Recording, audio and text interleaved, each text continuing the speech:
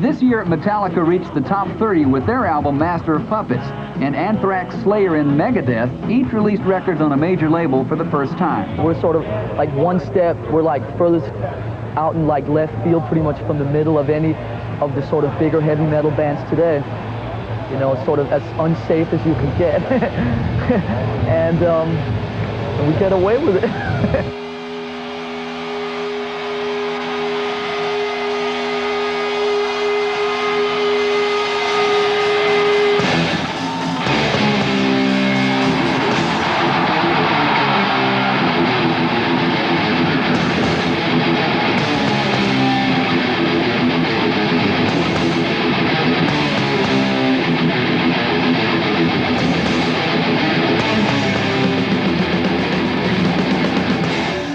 Good night!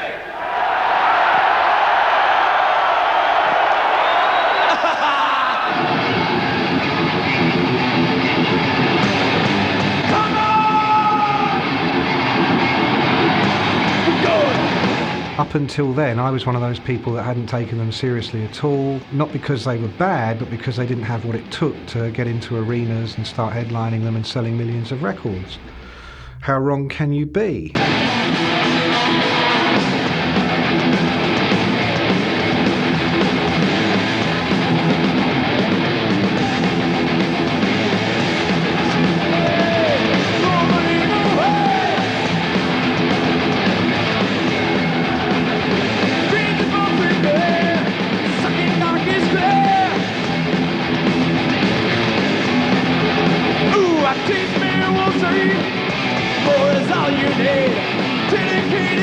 Until Master of Puppets, Metallica were one of those groups who the word cult could have been invented for, really. Those people that knew about their first two albums, Kill 'Em All and Ride the Lightning, knew they were both great records, knew this was a very unusual band. But for the vast majority of us who weren't really aware of their existence, they weren't on the radar whatsoever.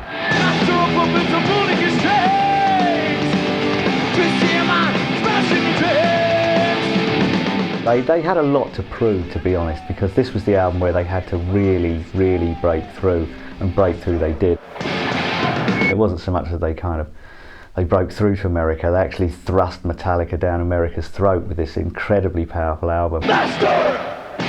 Yeah!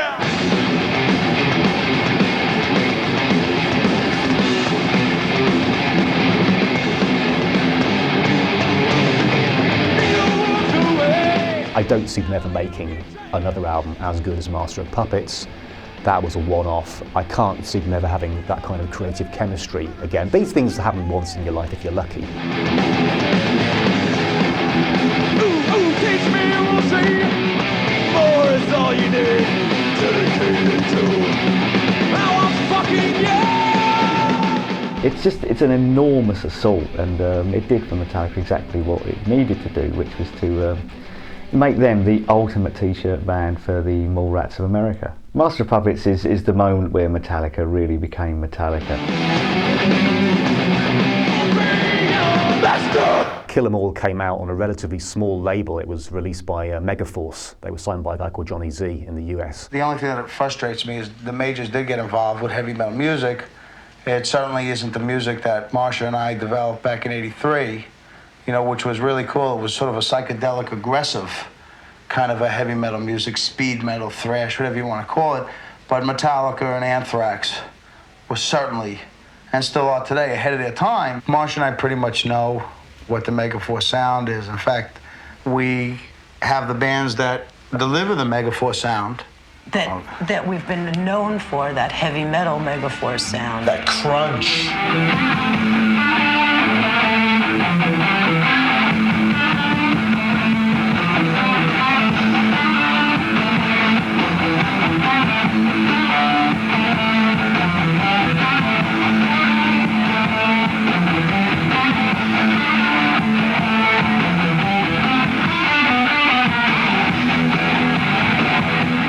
They rushed over from San Francisco to New York to record that album on the back of a demo called No Life Till Leather. And basically Kill 'Em All was those songs produced to album quality in a very short space of time.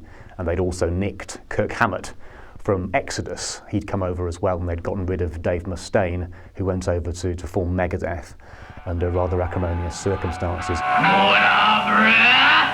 We kind of deal more with reality instead of make-believe. You know, we don't sing about Dungeons and Dragons and little fairies and stuff like that.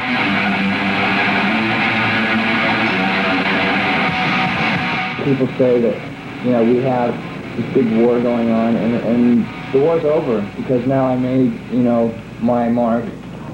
These guys have made their mark. You know, we're equal. It's not like, you know, they can't keep me hidden anymore. Yeah, we're two separate bands, too. You know, I didn't copy them, I didn't rip them off. I played my own song mechanics, you know, but other than that, you know, we're not ripping them off. This is a separate band, separate music, separate direction, separate attitude.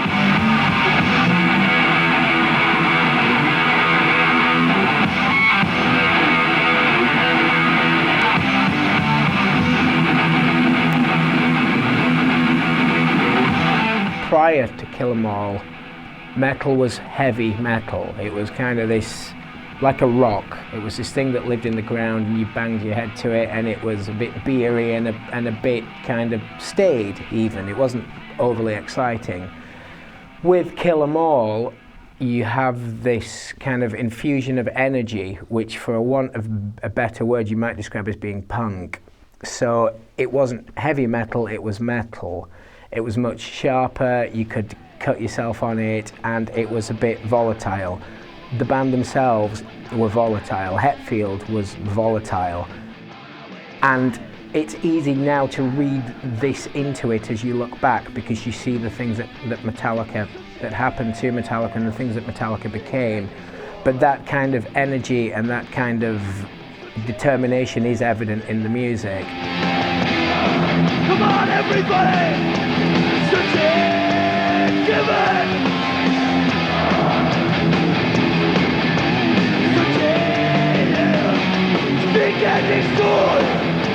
Oh yeah! Alright! Well, by comparison to what they did since, Kill 'Em All sounds pretty, you know, it's unpolished, it isn't the fully finished Metallica beast. But yeah, when it did come out, it did shake up the metal community a little bit. It wasn't out of what they were used to. It was the usual kind of tales of war and death and, you know, the usual extremity you'd expect from that scene.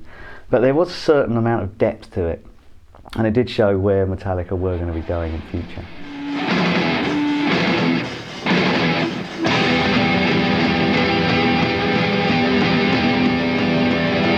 I'd seen them live a couple of times, yeah, in clubs in London. It was see 2 or 3 numbers, go to the bar. Once you'd seen 2 or 3 numbers, you'd kind of seen it all. At least that was my view. Action out there, man! Got yourself some motherfucking whiplash! 1, 2, I strike, They were kids. They were really young, really pimply, really long-haired. They thought the longer the song, the louder the song, the more kick-ass it would be. But these were very early days. Their crowd was very easily pleased. Thrash metal was a brand new phenomenon in the same way that punk rock was when the Sex Pistols were doing clubs and colleges. You were kind of absolutely madly into it, or it didn't really mean a great deal.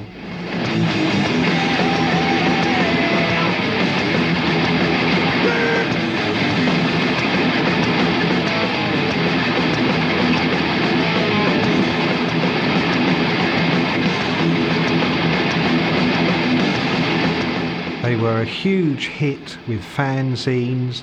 These days it would have been the internet and websites supporting them. Back then it was fanzines, small metal magazines. In Britain, Kerrang! Magazine was the first national magazine anywhere in the world to put them on the front cover or support them. They really were taken enormously seriously by young fans, young skate kids, thrash metal freaks, but by the critics themselves, the same people that would have been writing about Thin Lizzy or Journey or Iron Maiden in those days. They weren't on the radar whatsoever, and it hurt them a great deal. Lars Ulrich, the drummer, very much the leader of the group and very much a music press devotee, was keenly aware of the fact that Metallica weren't written about in the right places, weren't taken seriously in the right places. You know, the very first album that they recorded was originally called Metal Up Your Ass and featured a fist coming out of a toilet with a sword in it. And they thought that was hilarious. But of course, hilarious as it may have been to them, it wasn't going to cut any ice with Rolling Stone, NME, Village Voice, The Times, The Guardian. And that was really the journey they began with Master of Puppets. For whom the bell tolls! Hey, hey, hey, hey, hey! Don't stop now, man! Ain't just proud,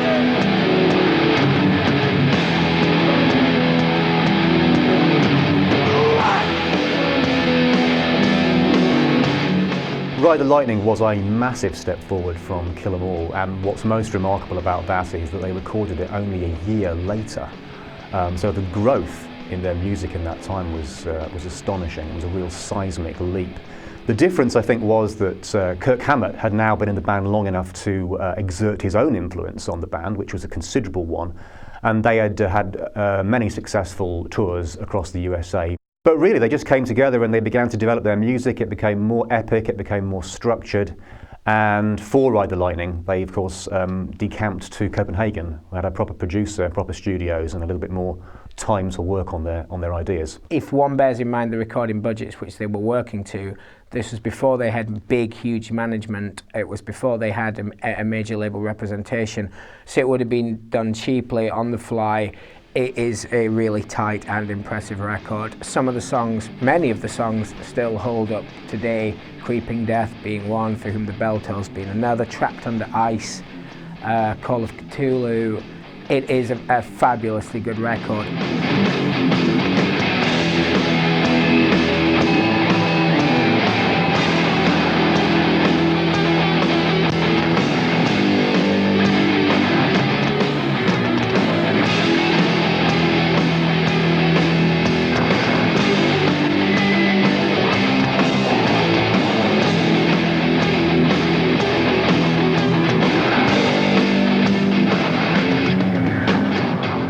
I think the thing is with Ride the Lightning, when you first hear it, it is a stunning kind of movement forward, and listening to it in retrospect since and hearing what all they've done since, it does kind of deaden that shock value. But with things like you know, For Whom the Bell Tolls as well, this massive sound, you know, the kind of Ennio Morricone soundscapes with Ernest Hemingway, it's just everything about it is huge, it's massive, and that's the thing. But then again, you had it set against the subtleties of Call of Cthulhu, and that's where Metallica really stand out from the crowd. It's just the crescendo sounds so much more powerful because of the respites you get with the quiet passages, which you don't get with a lot of metal bands, and that's why I guess Ride the Lightning was another watershed moment for metal. That's the one where you really start to see that there is a lot more to this band than just another thrash band.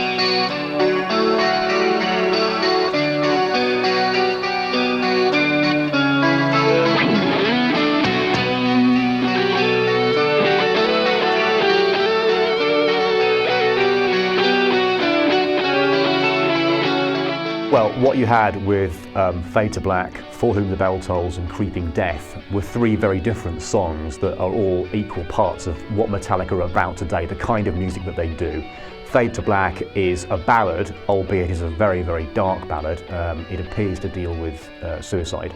And that track divided their original fan base straight down the middle. Some of them, the pure thrash fans, thought it was sacrilege that Metallica could do, never mind Fade to Black, but For Whom the Bell Tolls, anything that wasn't pure speed. But the number of fans they lost was nothing compared to the numbers that they gained through doing those tracks.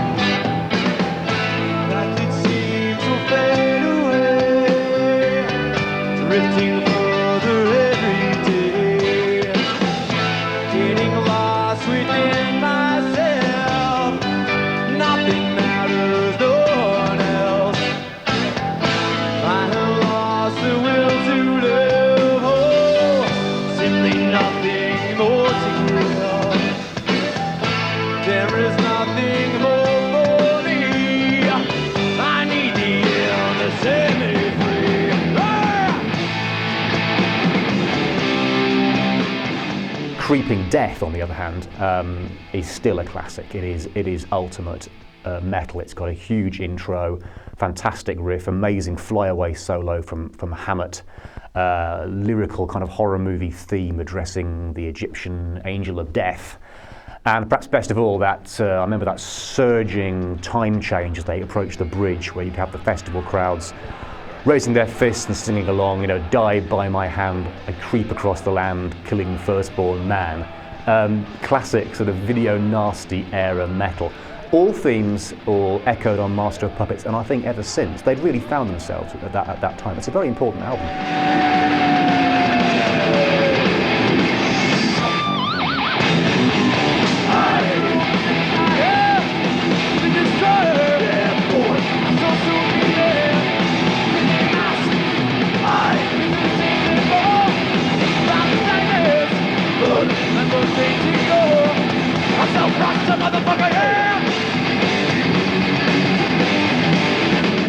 In that crucial time between sort of Ride the Lightning and Master of Puppets, Metallica were seen as being a rapidly rising cult metal band.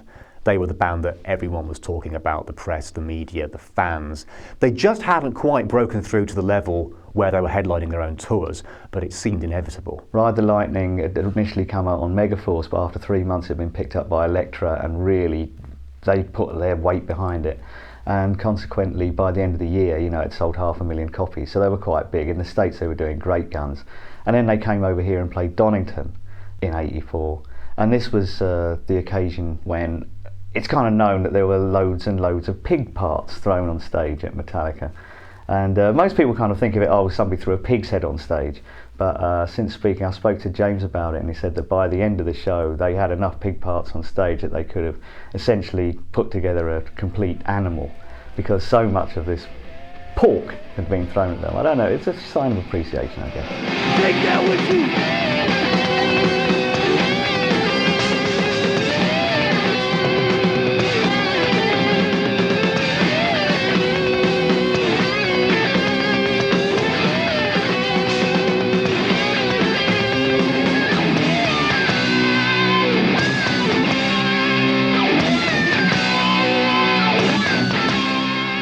By the time they recorded Master of Puppets, they had heavyweight management in New York, they had a big record deal behind them, and those people very much approached me as one of the key writers in those days that should be covering this band. I was flown out to the studio where they were recording it in Denmark, and I was one of those kind of first wave of so-called serious critics to be very much encouraged to write about the group and take them seriously at last.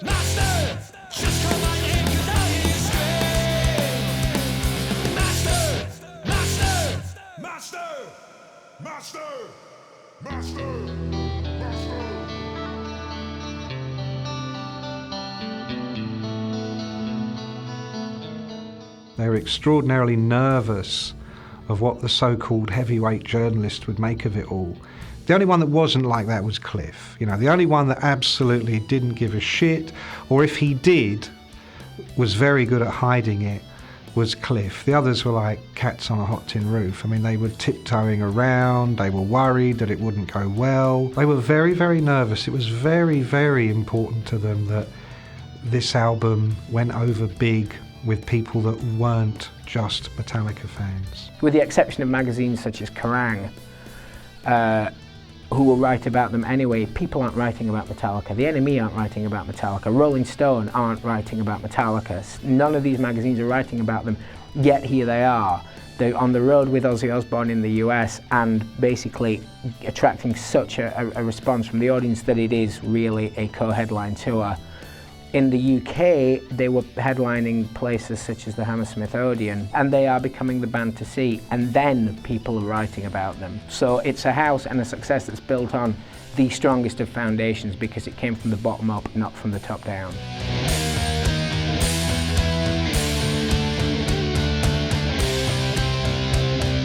Fleming was a heavy metal fan. Fleming loved Metallica. Fleming wore the same t-shirt, had the same hair, would have had his head flailing back and forth by the bass bin at their concerts. He was like the Uber fan who totally got it. So Fleming, ultimately, it wasn't that he was the most skilled producer in the world. He was the one that had the empathy. He was the one that understood precisely what an opportunity this was for them. The success of Master of Puppets and the previous album, Ride the Lightning, that Fleming also worked on, was really down to the band. I think Fleming and Rasmussen did a fantastic job of capturing them. But what you're hearing on Master of Puppets is total Metallica. It hasn't been influenced by the producer. He hasn't put his two penneth in, if you like. It is Metallica. At that time, they were firing on all cylinders. They were getting on great, so Fleming didn't really have to do much apart from record what was going on to the best of his ability. A producer like Bob Rock would have done exactly what he did do 5 years later, which is say, this 12-minute song would be way better if we cut out that tedious bit in the middle and made it 5 minutes. Would be way better if we kept the beat all the way through, Lars, as opposed to going off and doing endless paradiddles and trying to show how amazingly competent you are. Just keep a damn beat. I mean, that was half the battle for Bob Rock. And I think more than anything, they had more money to spend. So they could spend longer on the tracks, they could use more machines, more time. They themselves and Fleming pushed themselves as far as they could go. None of them had ever been in that situation where they'd had that opportunity before. And although Lars was very good at pretending it was just another day in the crazy world of Metallica, it was insanely important that this went well.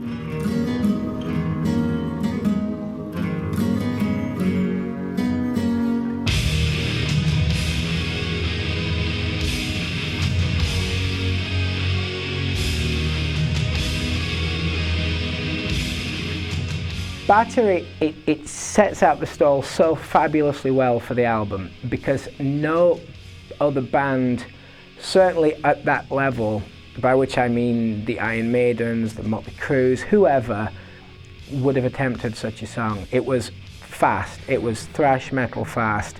It has a rhythm guitar part that today is still astonishing. It is the meanest right hand in the world, surely.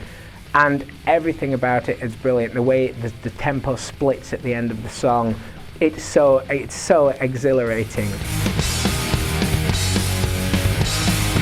Laughing at the action, returning the reaction, we grip the total away. Hypnotizing power, causing all the cower, battery is here to stay. Flashing through the boundary, lunacy is farming, get us to the black horror.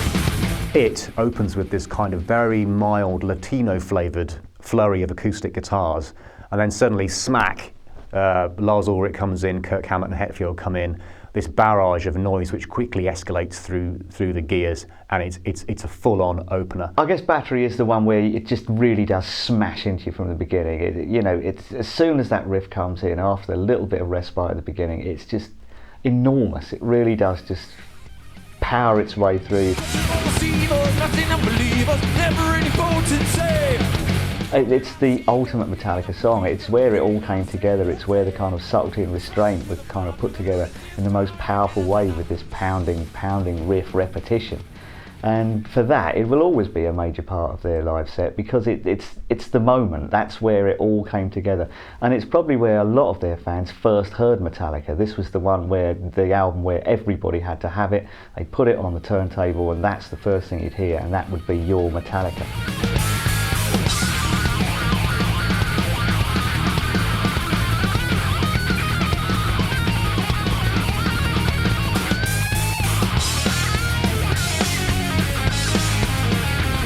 Battery is the perfect opener. In fact, Battery, to my mind, is the perfect song. I don't mean it's the perfect metal song, it's the perfect song. It is brilliant, astonishingly brilliant. It's astonishingly brilliant in how it sounds, it's brilliant in how it's played, and it's also brilliant lyrically, lashing up the action, returning the reaction, smashing through the boundaries, lunacy has found me. These kind of extreme terms, but it sounds like a tornado. It sounds like a tornado ripping apart a trailer park. It's incredibly incredibly accurate. The words and the sounds of the words and the vowels and the rhythm of the words fits the music perfectly. It really is a very accomplished piece of writing, it lyrically.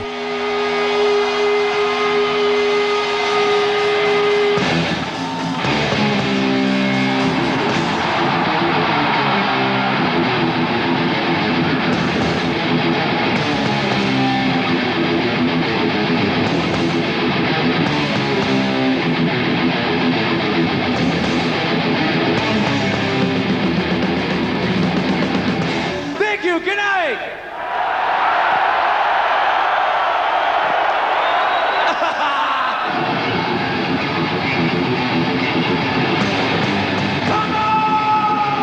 The title track of any album is always going to be an important track, and on Master of Puppets this is deservedly so, because it is such a huge piece of work.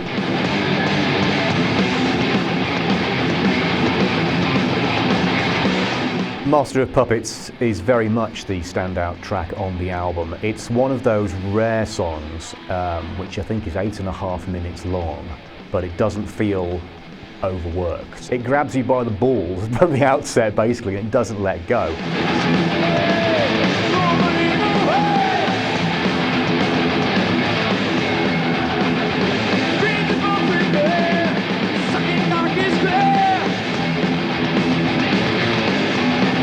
You could argue that the track Master of Puppets is actually a miniature version of the album as a whole. It sort of epitomises everything that the album is.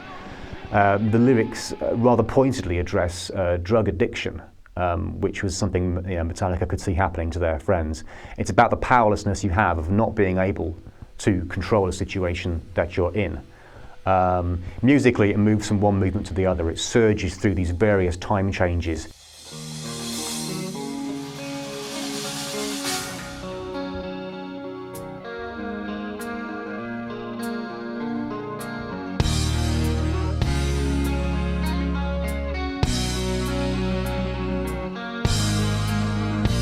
Sing it for me!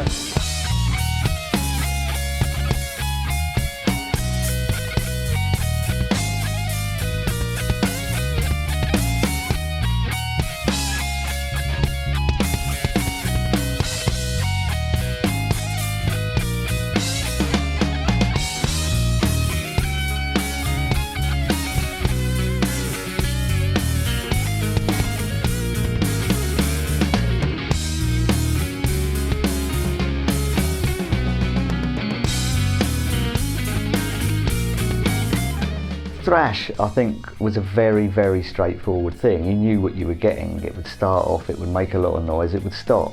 But Metallica added this element all their own to it, and never more markedly so than on Master of Puppets, because when everything is going along nicely, the riffs built up in its huge way, and then suddenly they're off, and it isn't like it's a strange middle eight, it's a completely bizarre middle eight. It takes you to a totally different world, and it's more than a middle eight, it's like a middle 4 million probably. It goes off noodling away, and then suddenly another riff comes in, which is even more doom-laden than the one that they've left, before at the end they come crashing back in. And it's all down to Cliff Burton. This was he had this kind of very libertine hippie upbringing, and it just kind of made him open to new ideas and just testing things out. I mean, say when Jason Newsted came into the band, if he had these insane, incredible ideas that would have taken Metallica into a new place, they would have had none of it, because they simply didn't have the enormous respect for him that they did for Cliff. And when Cliff was gone, there was no one to tell them not so much no as yes, this is where we're going. There was no one to kind of take them in these directions, and so they were left with a kind of sense of where to now.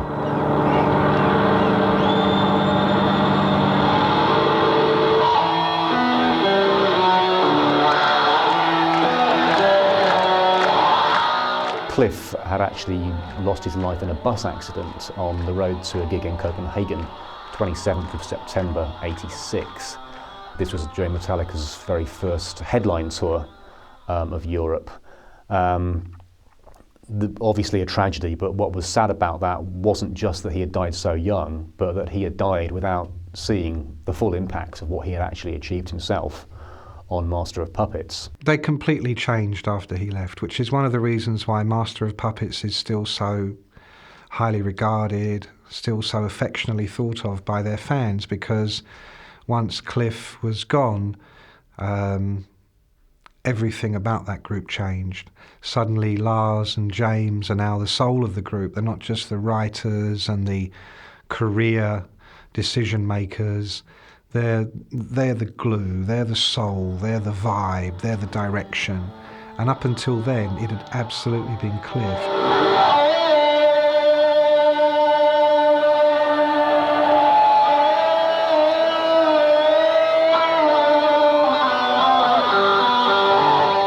There's a school of thought that argues that if they hadn't lost him, they may not have become as hugely successful as they did, because there was a line in the sand that Cliff drew which he wouldn't cross, and he wouldn't allow those guys to cross.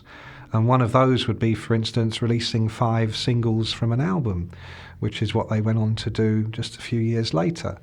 Making videos, cutting their hair short, wearing makeup, all the stuff that Metallica went on to do in the 90s really wouldn't have happened if Cliff had still been there.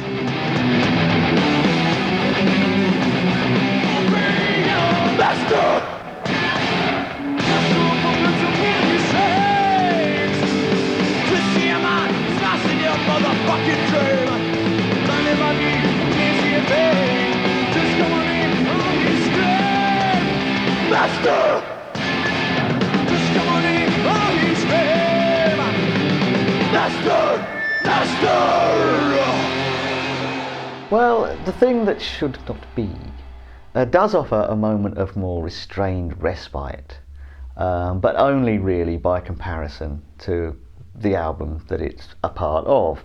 Ostensibly it's about sea monsters or something, you know, your guess is as good as mine, but with the riff of Satan behind it, it really does move into a different area, and it does roll along, and it carries you in, and it's a great head-banging riff.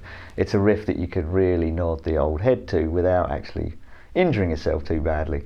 But it's a great song. It's that riff is just so immense. There's nothing bigger in the metal firmament, but it's just a little bit more considered. If they'd gone at it full tilt, it would have lost the power. Whereas a lot of bands would have gone at it full tilt because they didn't have the restraining Burton in place to say, hey, let's just cut it back, guys. And that's what made them so powerful. It's the moments of respite and restraint, once again, that make the big old crescendo sound really big. Without the white, the black doesn't look so black.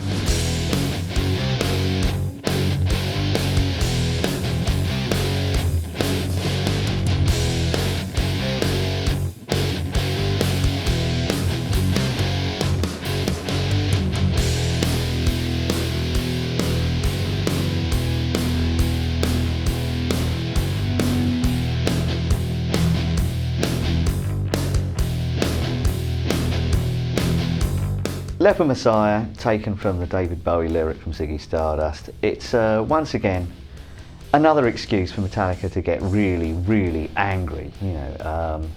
And at this time, James Hetfield would get angry about anything. You could give him a shopping list to sing, and he would probably get incandescently furious about the fact that spaghetti hoops are on it and there weren't any beans on it. You know, he would be driven to fury by this. But yeah, he's just very, very angry, which is, you know, great. This is what we want to see from James. Anger, dominance, submission. We want to be dominated into submission by James Hetfield and his shopping list rant. Circus comes to town. You play the lead clown. Play, spreading his disease, living by his story. Nay, falling to your knees, suffer for his glory. You will. Dave Mustaine, the Megadeth frontman who had been part of the early incarnation of Metallica, claimed that Leper Messiah was in fact a slightly reworked version of an old song called The Hills Ran Red that he had penned himself. Metallica vociferously denied that, as you can imagine, though they did concede that it was based on a very old riff, but they denied that Mustaine had issued it. Time for lust, time for lie, time to kiss your life goodbye. Send me money, send me green, heaven you will meet. Make your contribution and you'll get a mercy. Lie, lie, lie, lie, lie, lie, lie, lie. Lyrically, it is superb. It's about the TV evangelists that were very popular in Middle America in the 1980s. That's Jimmy Swaggart, Jim Bakker, and all that crowd. These were guys that made a mockery of true religion. They wanted you to send them money, make donations, for which you would get a place in heaven, or as Hetfield said, make your contribution, you'll get a better seat. In fact, these guys were anything but living the Christian lifestyle. They were flying around in private jets, they were involved in sex and financial scandals. So they were pretty much exposed but they pretty much preyed upon vulnerable-minded middle Americans, which Metallica exposed rather clinically in the lyrics to that song.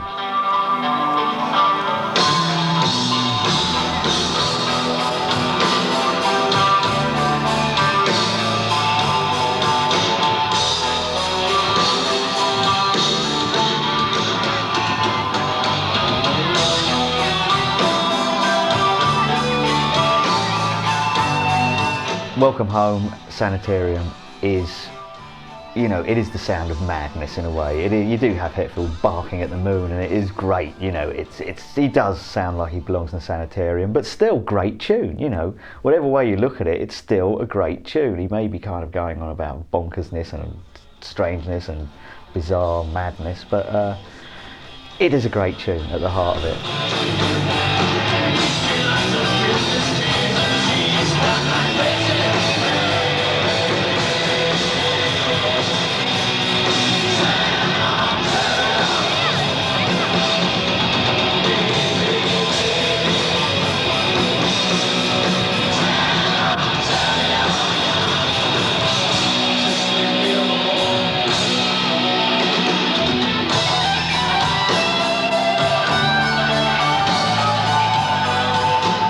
I think you can use the term metal classic to describe Welcome Home Sanitarium, because once again it's got everything. It's a successor to Fade to Black. Again, it mirrors the position of Fade to Black that was on Ride the Lightning, but I think it's a better song overall.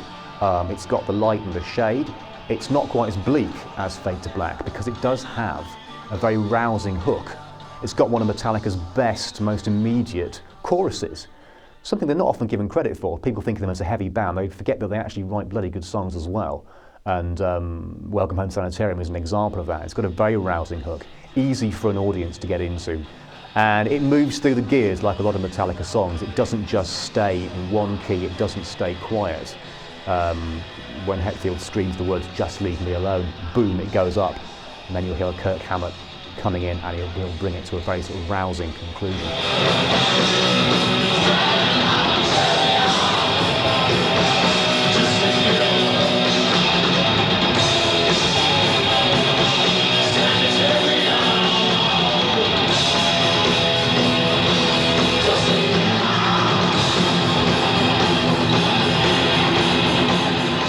Disposable Heroes, what you have here is basically metal manners and punk mayhem. This is where you get the other side of Metallica, where you see where the whole thrash thing came from, the kind of the metal mightiness that you get from Motorhead and the same velocity, and just the fact that he is relentlessly pounding out the same riff. It is the repetitions that you expect of punk. That's what it is. That's what all it needs to be. Hetfield is at his best here, moving from one piece to another, really complex riffing. It's one of the most difficult songs for them to play live. It's also very long. But more than angry, I think it's a very, very frightening song because it was recorded 20 years ago, let's not forget. And frankly, it's never been more relevant than it is today.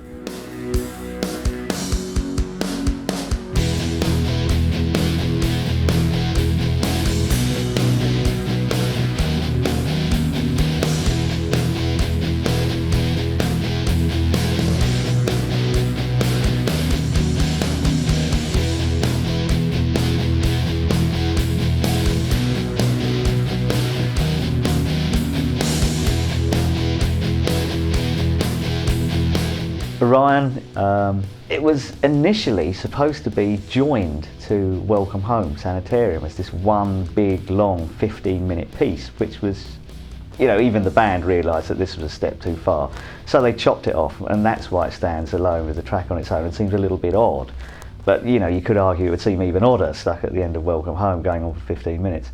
But once again, it's those moments of experimentation and restraint and just trying something new. Soundscapes, Ennio Morricone once again, this whole thing of just, it's like the soundtrack to a film you're not seeing, the soundtrack to a film that's running in Cliff Burton's head. Very probably a spaghetti western. And there you have it. Without it, Metallica wouldn't be the Metallica we know and love. People might skip over it on the album, but you know, it had to be there to make Master of Puppets the album that it is.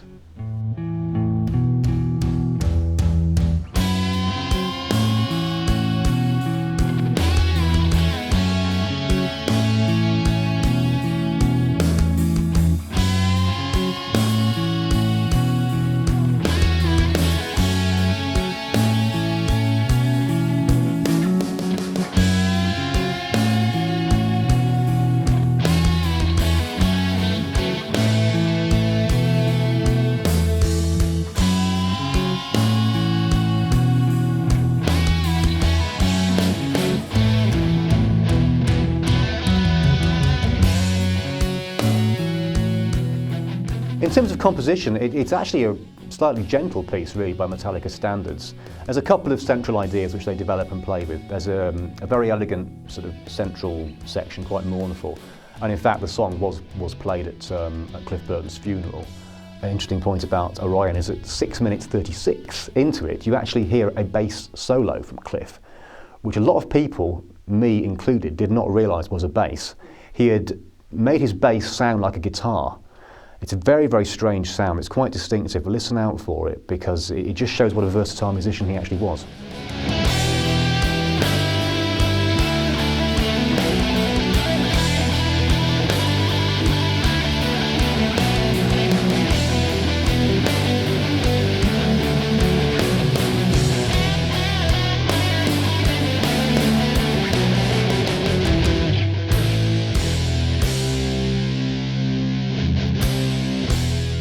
At first it kind of seemed like a fairly inconsequential filler, and then you hear it a few more times, you suddenly start to get it. I think, you know, the albums that one always looks back on more fondly are the ones that take a bit of time to reveal themselves to you. And I think there was one level of taking it and going, well, for what it is, this is really, really good. This isn't my regular round-the-clock listening, but for what it is, this is really as good as it gets. But as time passed, and they worked that album for a very long time, you know, over a year they were touring the world with that, you started to understand, actually, blimey, you know, there might be more going on here than I realised. But some albums have a real consistency to them. They have a real identity, musically, vibe-wise. And they had it on that album like they'd never had it before or have ever had it since. There was something, an essence.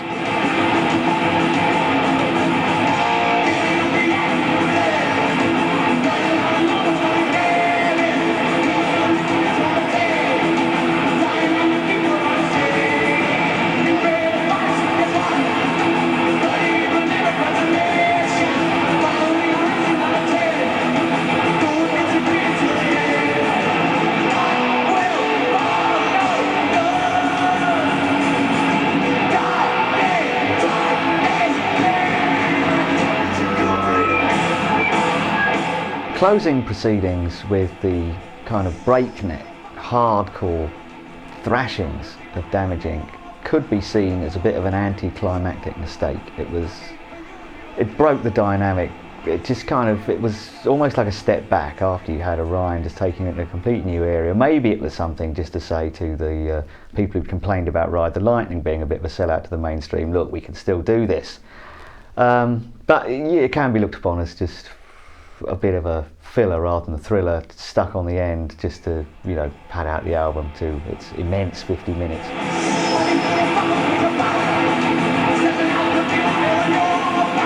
Okay, Damage Incorporated is the closer, and it comes after the relatively gentle Orion.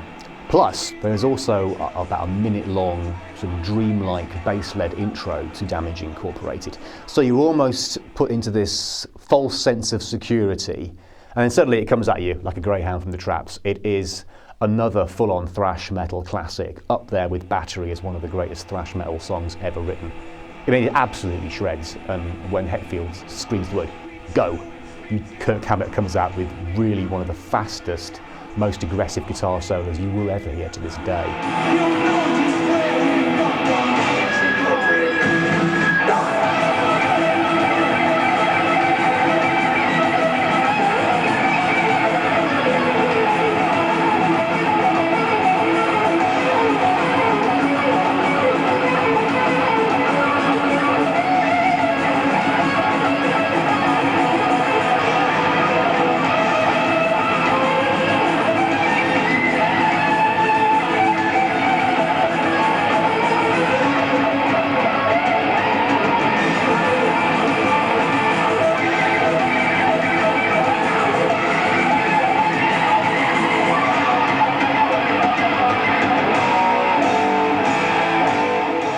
Lyrically, it's just about standing up for yourself, fighting the power against all odds. In rather grim detail, has to be said. It's a very violent song. It's a perfect way to close the album. And it's the one deviation they made, funnily enough, going back to the whole idea of Ride the Lightning being a prototype for Master of Puppets. It's the one deviation they made, because on Ride the Lightning they finished with the instrumental Call of Cthulhu. That wouldn't have worked on Master of Puppets, so Ryan would not have been a good way to close the album, because it's just too gentle. You need to close the album with a mighty kick up the arse, just to keep fresh in your mind what a heavy unit Metallica is. So Damage Incorporated does that job perfectly.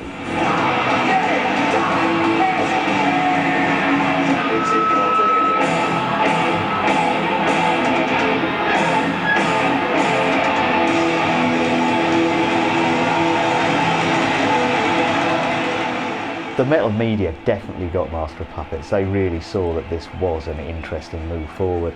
But I don't think it really made an enormous impact initially. You know, with kind of, retrospect, we can see that it is an incredibly important album in the whole, history of metal. But it didn't change the world. It did get them into the American charts.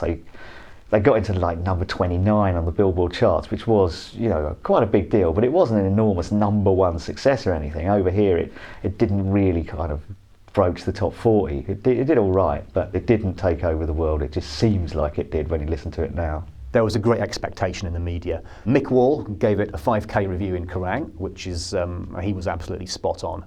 He described it earlier as both a bully and a king. So he could see that it was heavy and dark and oppressive, but he could also see that it was thoroughly accessible. This wasn't an album purely for the thrash metal crowd. This was an album for the whole rock metal community, and so it proved.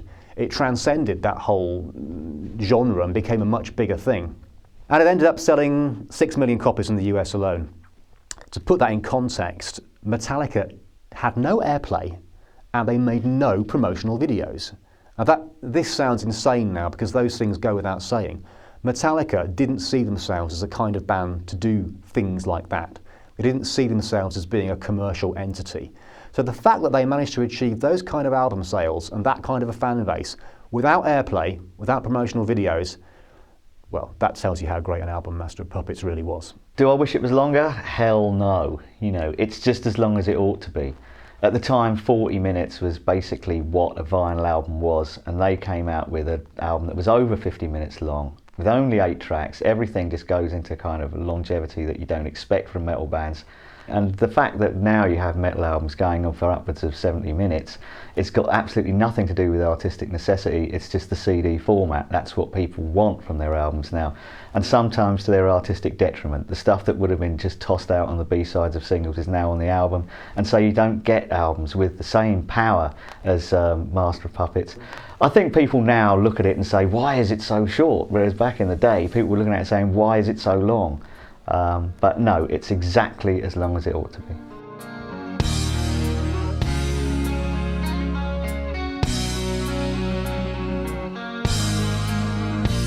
Sing it for me! While Master of Puppets isn't really the greatest metal album ever made, it's certainly in the top 10, if only for its influence and the way that it kind of pushed the envelope of what metal could be and what people expected from metal. It's just the influence that it's had, it's just the way it's made metal bigger than the metal that it's, you know, when they went into the actual making of the album, metal was smaller than what it was at the end of that album. It introduced the world to the Metallica that we now all know and love, and that's why every home should have one.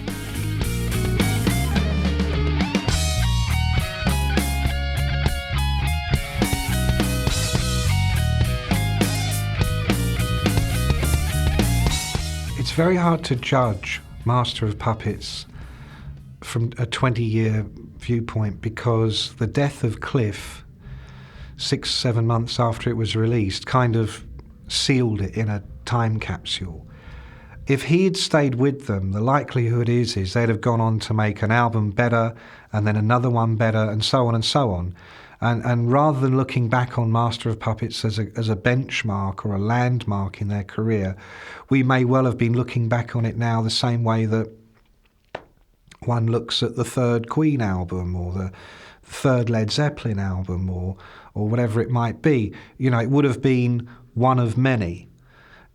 As it turns out, it was 2 albums in one. It was the first and the last album they ever made where they really captured the essence of what that lineup was about.